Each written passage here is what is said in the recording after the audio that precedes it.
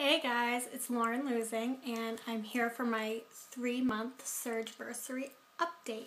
Yay! If you'll notice, I hope I look a little better than I did yesterday, and I think I sound a little better too. I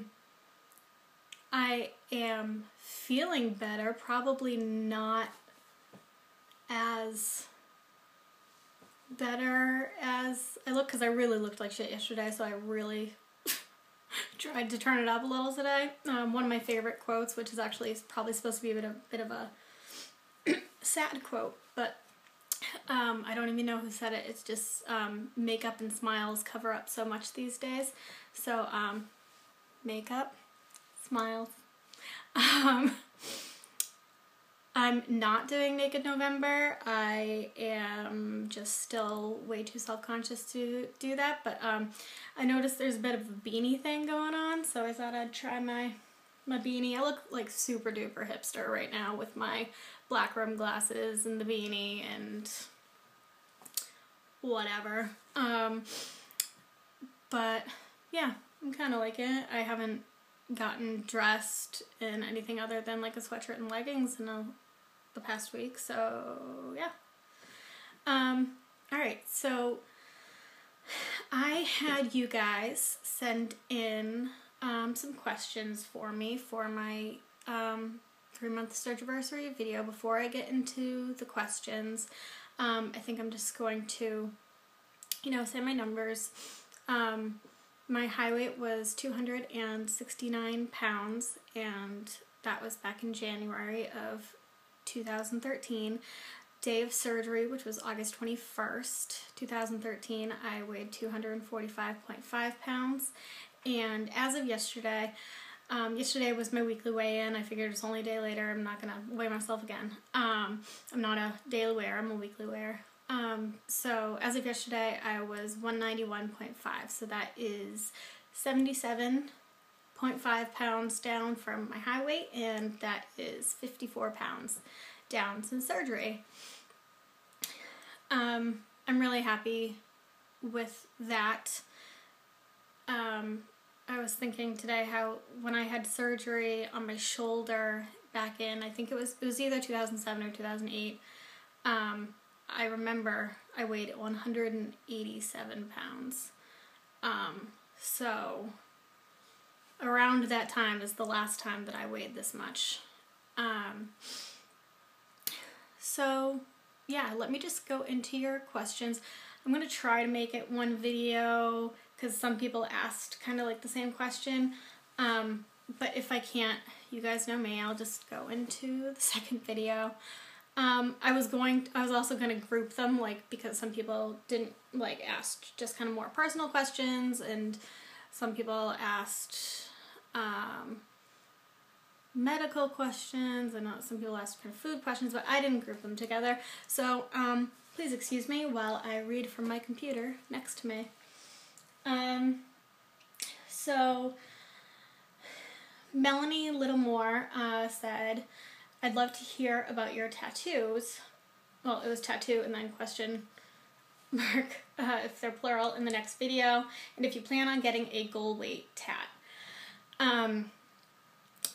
Yeah, so I have 8 tattoos. I have 2 that are visible, partially visible. I can keep them covered if I want to, job interview, or nowhere I've worked has actually had me cover things up. Like, one gorgeous Godzilla, I think she only noticed in the last Saturday Sessions video that I had my lip pierced on the bottom, both sides. So yeah, anyway, so I have this one. It's kind of very weird to do it. So it says, to thine own self be true, Shakespeare from Hamlet.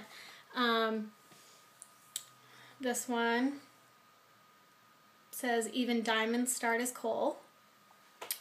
Then I have one on each side of my hips. They're Japanese characters. One means older sister, the other means younger sister. So one for me and one for my sister. Then on my lower back, I do have a tramp stamp, and I'm fucking proud of it. I have a outline of a star, and then underneath it in Italian says Sempre Fedele, so that means I'm always faithful. On the right side of my ribs, I have a script L. On the left side of my ribs, I have a big G clef, and then underneath it, it says My Beautiful Rescue. And then, sorry, Mom and Dad. I have one, I'm not going to show you guys, but I'm going to lift it up. I have one, like, right there. And it's a keyhole. So yeah, and I definitely plan on getting, so here's the thing. It's going to be kind of like a gold weight tattoo, but it's not necessarily going to symbolize my goal weight. It's more just like a reward. It's more like, hey Lauren, you lost all this like shit ton of weight. Get this tattoo. I am, after I have plastics and everything, because the ones on my hips, I like them, but as a lot of people out there who have tattoos will understand this, they were my first tattoos. I actually got them done at the same time. I got my first three tattoos done within 2 weeks of each other. And so they're not on the front aspect of my hips, they're on the outer aspect. So from like a side profile, you could see them there. I got them way too small. And so I'm going to get them covered with lotus flowers, and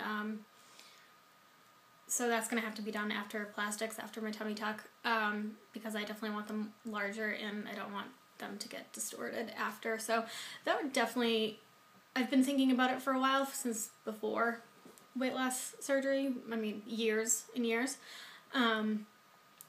But you know, for people who don't know the symbolism from lotus, they have to grow up through the mud to bloom. So, and you know, like I said, I have even diamond starred as coal. So I have, you know, a lot of my tattoos just have that kind of a meaning to me, I guess. And then same person, Melanie Littlemore, and then Rita's WLS journey. Without putting it, well, so they both wanted to know, you know, if I count calories, if there is a certain number of calories that I try to stay under per day, you know, and if I don't, what's my other way of keeping on track? So in my FitnessPal, I have my calorie goal set at 600. I know that's lower than a lot of people, but I have discussed this in the past. Well, and then this is getting into someone else's question. Oh, okay, this is Deborah Thomas. She is having her sleeve on the 25th, so soon. So she asked if I had started working out. So my calories are a little bit lower than some people's, because, I think one of the reasons is because I have not been able to work out. I've had a foot injury since May. I actually just had a CT scan of it this morning. They think I may have developed arthritis in it, and if that is the case, then I'm going to start getting ultrasound guided cortisone injections into my midfoot. So, and then just with my cold over the past week, I have not wanted to, you know, go and sign up for that gym that I keep friggin' talking about. So, the answer is no, I haven't, been working out. I'm not saying that that is what you should do, but, I'm following my doctor's orders right now with my foot, and, I fully intend to, be swimming and start that over the next week.